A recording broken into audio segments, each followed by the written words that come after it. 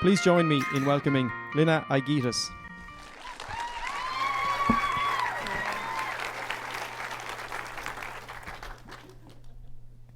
I would like to take you on a journey. It's on something that looks like a huge surfboard, involves an extended canoe-shaped paddle, and can be done on just about any body of water you would like. It's about setting goals, pushing limits, creating opportunities, and then making dreams become a reality. Today I will share with you my journey within the sport of stand-up paddleboarding. It all started when I won the Most Improved trophy in my recreational gymnastics class at the age of 5. After 11 years of competitive gymnastics, I was in a search of a new sport, a sport that I had talent in, that I enjoyed, that I could identify with, and a sport with a solid community of awesomeness. After attempts at many different sports in a variety of capacities, I found stand-up paddleboarding, SUP for short. I first spotted this sport fall 2008 in California, no surprise here, by accident through friends whom I reconnected with via Facebook, also no surprise here. It was tough. There were waves. I fell off lots, and I was feeling a little disgruntled until a dolphin came swimming by, and I realized what a fun way this was to get out on the water. Then again, with a little luck, I got the opportunity to try in Mexico in 2009. This time in calm, crystal clear water. I could see all the way through the bottom of the ocean. All sorts of amazing fish and ocean creatures swimming and floating around. I was hooked. But I had this little problem. I am addicted to racing. I can't seem to find a new sport without finding some way to race it. Why do I race? I enjoy the social aspect, seeing familiar faces in different parts of the world, being able to connect as a community. I enjoy setting goals and then seeing what my mind and body can achieve. I'd be lying if I said I didn't enjoy the glory of standing on the podium, but it's not the main reason. Racing provides me the opportunity to inspire and identify with others. My first success in an all-SUP race was being crowned the Queen of Kalamalka in summer 2010 in Vernon. There were only about 10 or so of us at this race, so not many, compared to the 60 paddlers the following year, and I luckily was able to regain my title the following year.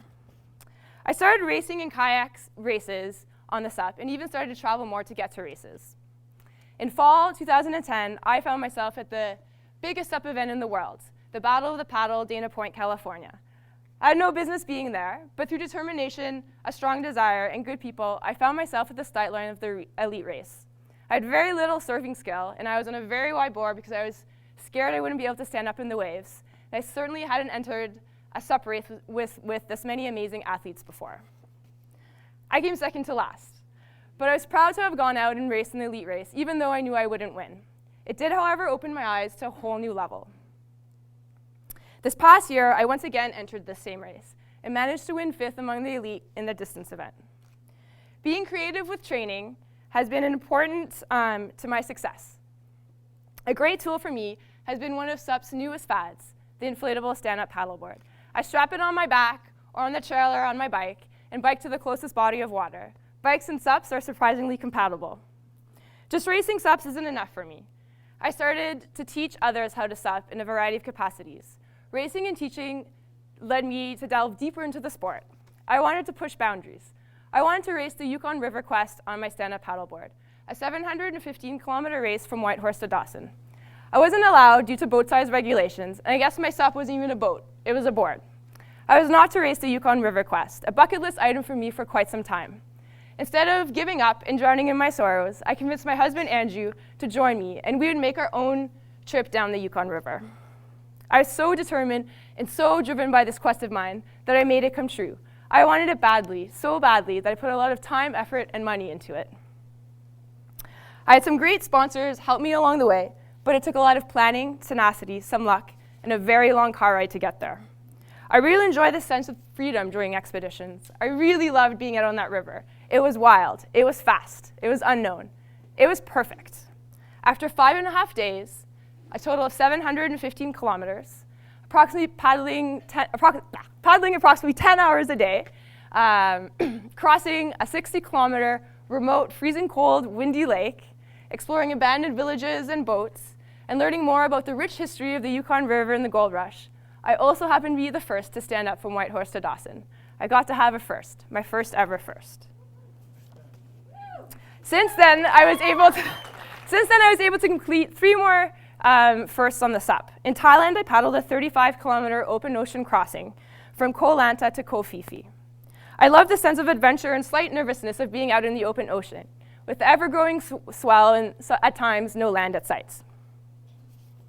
A 6-day multi-lake expedition through Algonquin Park stemmed from wanting Andrew to explore more than Highway 401 when in Ontario visiting my family. Thanks to Andrew, my amazing canoeing support, we successfully paddled through 6 backcountry lakes, a very long, slow river, a shallow river full of leeches, and trekked with all our gear through 9 portages of varying lengths. This summer, I was in North Dakota, where I was able to again teach and inspire a whole new group of users new to the sport. The only body of water suitable for paddling close by is the Red River, a river that has long been accused of taking lives and not safe for self-propelled activities. After completing a 26-mile journey down the river and working with an influential adventurer in the area, I was again proven that stand-up paddleboarding can be done on just about any type of water. It's all about the drive to make it happen. I have my eyes and heart set on an exciting yet demanding challenge for this summer.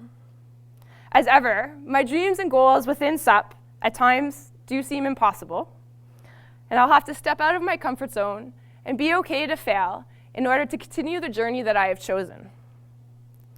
For as long as I keep my passion for the sport, belief in myself, keep dreaming of new goals, the possibilities will be endless. Now, I've shared with you my journey. I would like to know, what is your journey going to be? Thank you.